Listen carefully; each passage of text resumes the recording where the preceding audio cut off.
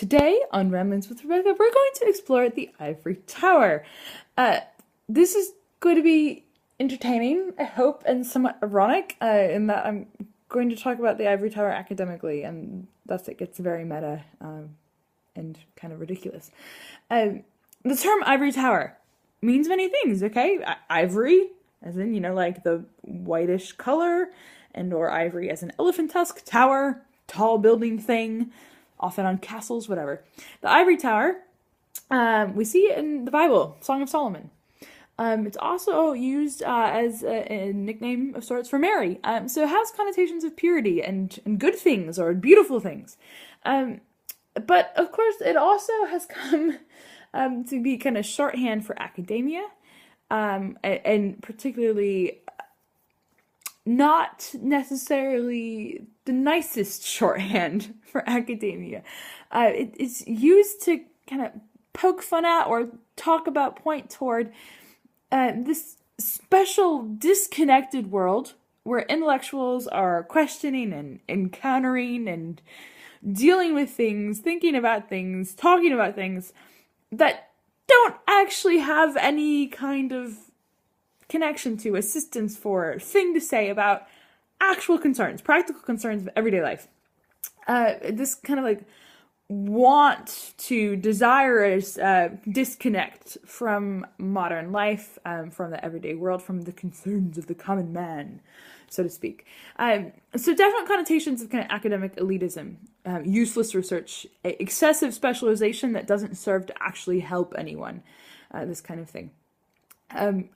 It's often used just, academia, university, Ivory Tower, some kind of thing.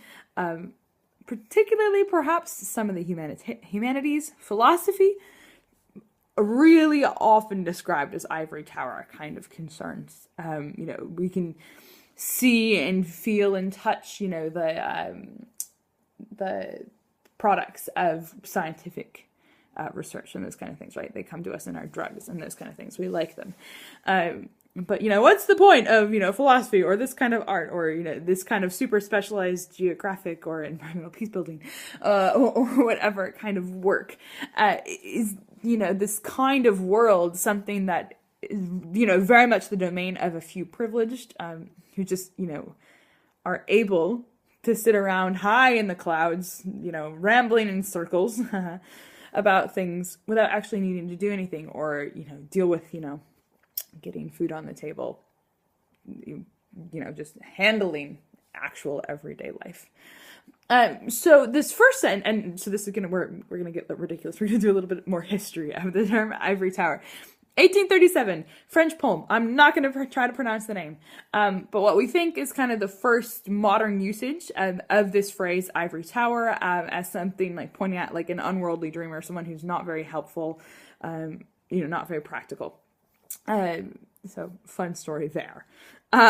Yes, there is in fact academic research on Ivory Tower. One has to love it. We'll debate whether or not that's Ivory Tower-esque.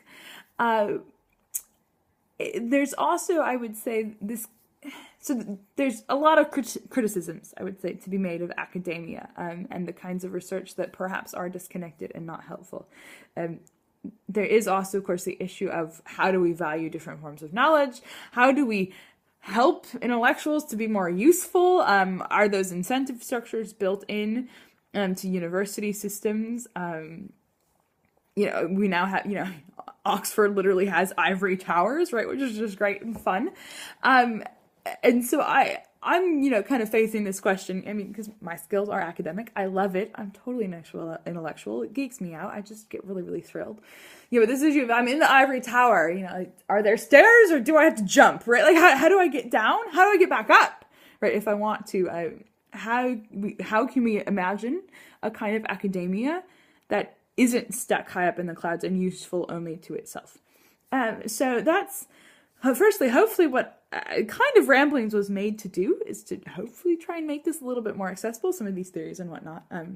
But over the next week in Ramblings, we're going to talk about specific academic traps that I think kind of keep us in the Ivory Tower, and hopefully potentially some ways to get out of it.